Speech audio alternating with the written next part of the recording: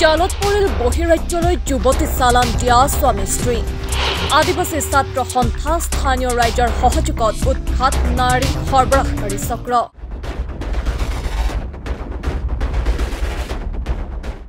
দুলীয়াজানৰ নাওহলীয়াত নাৰী সৰবৰাহকাৰী চক্ৰ উৎখাত নাওহলীয়া জুতুলিবাৰী বৰফুলা গাঁৱৰ পৰা আটক নাৰী সৰবৰাহৰ সৈতে জড়িত স্বামী স্ত্ৰী আদিবাসী ছাত্ৰ সন্থা আৰু স্থানীয় ৰাইজৰ অভিযোগৰ ভিত্তিত দুলীয়াজান আৰক্ষীয়ে অভিযান চলাই শুকুৰবাৰৰ নিশা আটক কৰে কেশৱ ছেত্ৰী আৰু তেওঁৰ পত্নী মিনু মুৰা ছেত্ৰীক এই দম্পতীহালে দীৰ্ঘদিনৰ পৰা স্থানীয় একাংশ যুৱতীক প্ৰলোভন দেখুৱাই চুবুৰীয়া ৰাজ্য অৰুণাচললৈ সৰবৰাহ কৰি অহাৰ অভিযোগ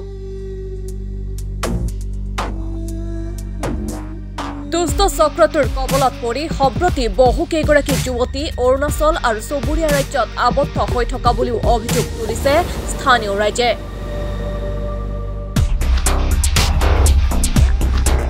কথা যে আজিৰ তাৰিখত আমাৰ আদিবাসী ব্যক্তিসকলে নিজৰ ল'ৰা ছোৱালীক শিক্ষা দীক্ষাৰ ক্ষেত্ৰত যে আগবঢ়াবলৈ নিজৰ পৰিশ্ৰম যোগেদি লৈ গৈ আছে কিন্তু এই সময়তে আমি দেখি পাইছোঁ নাহলীয়া অঞ্চলত আমাৰ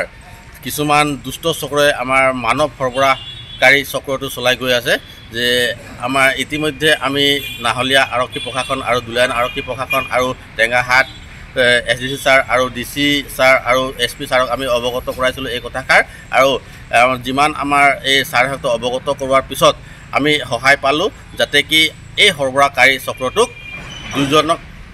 কৰায়ত্ব কৰিবলৈ সক্ষম হ'ল মিনু মুৰা ছেত্ৰী আৰু আপোনাৰ কেশৱ ছেত্ৰী ডাঙৰীয়াক আৰু আমি আদিবাসী ছাত্ৰ সন্থা হৈ দুলীয়াজান আৰক্ষী প্ৰশাসনক ধন্যবাদ জ্ঞাপন কৰিছোঁ যাতে আৰু এটা ৰিকুৱেষ্ট কৰিছোঁ ছাৰহঁতক আমাৰ কিছুমান ব্যক্তি আজিও অৰুণাচলত আবদ্ধ হৈ আছে আৰু এখেতকো যদি আমাৰ প্ৰশাসনে আমাৰ